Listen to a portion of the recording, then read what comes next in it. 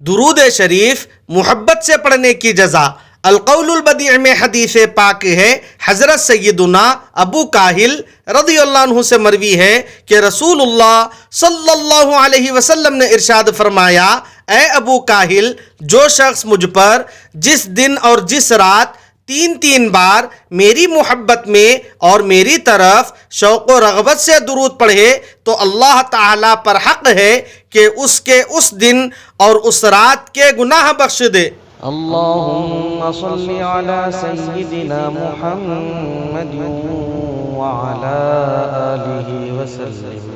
اللهم صل على سيدنا محمد وعلى آله وسلم.